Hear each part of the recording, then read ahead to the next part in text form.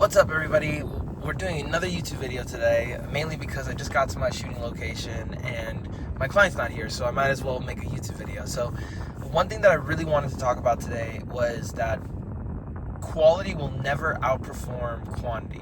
And the reason why is because a lot of people in my circle, a lot of people that I'm listening to, a lot of people that I aspire to be, like Ryan McGinn, Adley Kinsman, and all these people who are in the organic content game overall, every single one of them are preaching the fact that you have to invest more, double, triple, 10x down on low effort, high, high intent videos, or low effort, high quantity videos, if that makes sense. I don't know, I had a short fuse there. But the point is that there's always going to be a situation in which that people are going to come out with better quality content than you. They're going to literally come out with videos like shot on a Sony FX3. They're always going to be out here with filming videos on an R5 Mark II. It really doesn't necessarily matter. People are always going to buy better equipment, better lenses. It doesn't matter. Like, people are always going to have better quality content or make their content look better. But what they don't have is the ability to let go of all of those like quality frustrations in order to put out more content. Like, for a lot of my content that I have been developing over the course of the past 2 or 3 years, I've always been obsessed with like, oh crap, I need to be editing the content, I need to make sure that the pauses and the cuts are in there, like everything is a jump cut to the next situation more so than anything else, otherwise people are gonna get bored. But the reality is that nobody cares. Nobody freaking cares. So then that is always going to be the upside. You're always going to be on a positive note. You're always going to end on a positive note. Reason being is because people are not necessarily going to see all of your content all the time. Like, you thinking that everybody's going to see every single piece of your content till the day that they die is absolutely false, because the algorithm doesn't necessarily send their content, or your content rather, to people who are visibly seeing your stuff on a consistent basis. It sends it to the people that it thinks it would be actually interesting to, right? So if that's true, and not everybody's going to see your content, then you might as well make as much content as freaking possible. You know what I mean? And another thing, it's more often than not, people are more considered. More often than not, people are more obsessed with the way things look. Like, especially, I've seen this within the real estate industry more so than anything else. And this is not just only the real estate industry, but I started seeing it after working with a bunch of real estate professionals and a bunch of real estate investors and stuff like that. It just seems as if that they're always obsessed about the way they look, their hair, their eyes, their fingernails. It really doesn't matter. I even made a video about this, saying that your social media manager is not responsible for the way you look. You are responsible for the way that you look. And that's more so a comment to anybody who's watching this video and they don't have a social media manager. It's like, stop caring about the way that you look and just focus on developing low effort content with conviction and spreading your ideas, so that way you can reach the most amount of people all the time. And I think it's really interesting when people are like, no, but I have to get dressed, and I have to like get all this hair out of my nose, and move my hair to the other side and cover my part and this, that, and whatever, and get a nice cut. It's like, yes, obviously you should be doing that. You should be doing that for yourself. You shouldn't be doing that for content. Because you see some of these people are the people that we see on a consistent basis, like Ryan Trahan, Mr. Beast. It doesn't matter. They'll literally show up on camera as they are, because they have to film, bro. Of course, they try their best in order to look the best. Get regular haircuts, like take care of your hygiene, like all this, that, and the third. But they're more worried about getting the next video out, more so than anything else. They're not necessarily worried about like, how they look in general. However, once they have a team and once they have people filming for them and they have like a system as far as like how they make content and whatever, then that's what they can like literally invest in, how they look and on, especially on camera and this, that, and whatever, because the camera does add 10 pounds. But I digress. The point is that you should be less concerned with how you're viewed online, and be more concerned with how people view your ideas online when you share them. So I feel another thing that more quantity will actually help instead of quality is that the fact that you have so much content out. once you have like literally, let's say like you're posting on a consistent basis, especially short form and even long form too to some degree, if you literally have a lot of content consistently out there, just like I said before, just because they haven't seen your piece of content doesn't necessarily mean that they're not going to see it later. So let's say, for example, somebody sees your video and they're like, oh my gosh, cool, like we got like a video out, this, that, and whatever, and somebody sees it and they're like, okay, cool. They're probably not going to see the second, third, fourth, or fifth video, but let's say they see the sixth video. And then let's say that they see the second video because they subscribe. And let's say like they put on the bell notification so they see the third, fourth. Now they watch every single video up from video 1 to 6, and then you have more viewership that way. But that only happened because you put out more videos, gave more information to the algorithm, gave more consistency and discipline towards whatever it is that you're trying to achieve, especially with sharing your ideas, your thoughts, and how you view the world, right? And it's kind of like the way Christians operate. Like, I love being Christian mainly because they're always obsessed with the gospel. You know, everybody has their issues, everybody has their things that they want to share, this, that, and whatever, but they never cease to fail to talk about the gospel.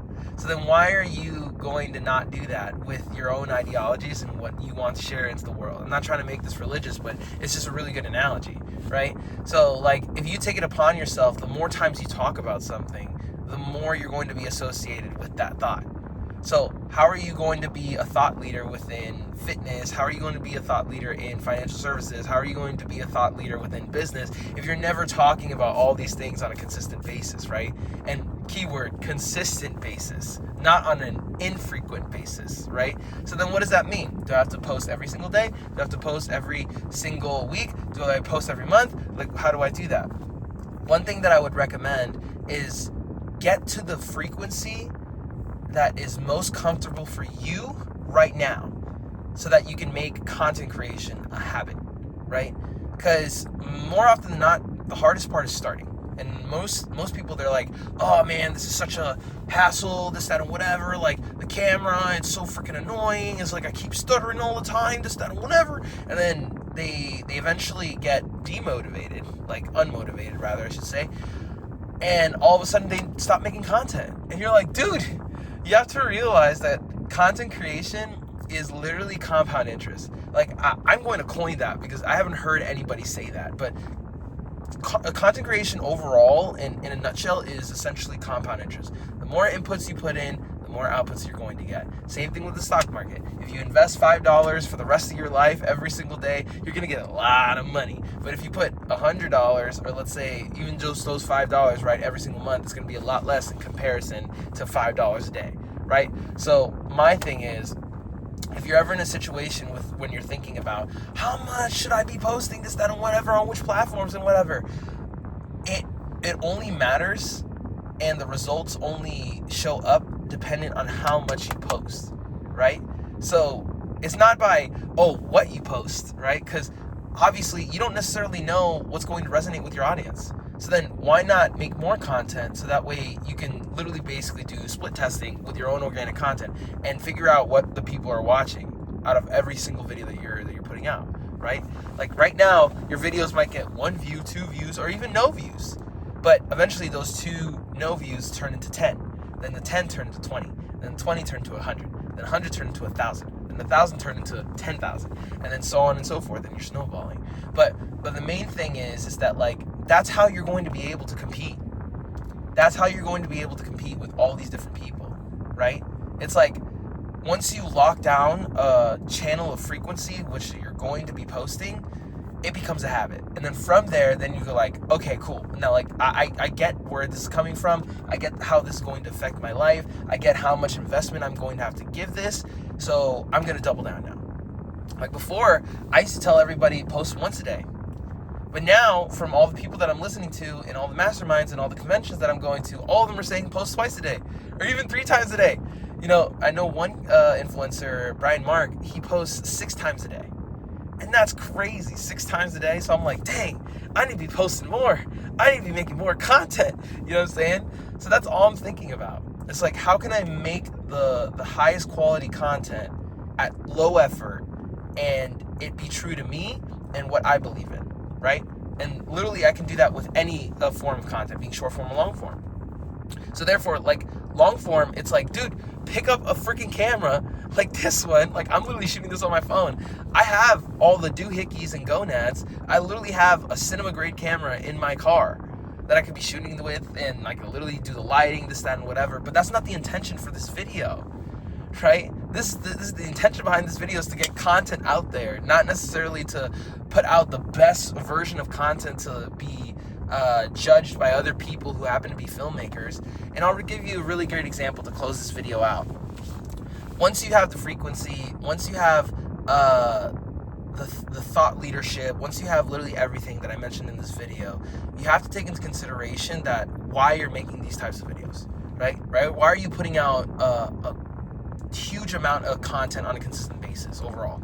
It's like the main thing is a concept that I actually learned within music. I like for people who have been watching this channel. I've been in the music industry for the past 10 years, and then I switched over to making the social media marketing agency and now an ad agency. Like I said, if anybody who's a roofer or contractor, literally click the link in the description. Literally the first one. But anyway, that's besides the point. When I started this, one of the biggest wins or one of the biggest takeaways from music that I took from anything else is that musicians, more often than not, I would say 8 times out of 10, make music for other musicians. So what the heck does that mean? So it's like musicians are like super theoretical and super analytical, and they enjoy the things that they really appreciate about music. But that doesn't necessarily mean that everybody on the planet is going to appreciate that same sentiment, right? So let's say, for example, in music, you have all these chord progressions that like sound really interesting because they're placed in a specific way or whatever. And then like most musicians that come to see you are going to be like, oh, that's really cool. That's really awesome. But then everybody in the audience is silent. What does that tell you? You know, it means that you're making music just to impress a specific amount of people. But more often than not, those specific amount of people are not going to buy tickets to your show. And you're like, dang, dude, this is messed up. So what am I supposed to do? Dumb down my music? No, not necessarily. What I'm basically saying is that this concept should be taken over to making content. Should I dumb down the quality of my videos for people who are going to see them and not appreciate the filmmaking aspects of it? Am I going to dumb down my videos in order to let people know that I am actually a good filmmaker?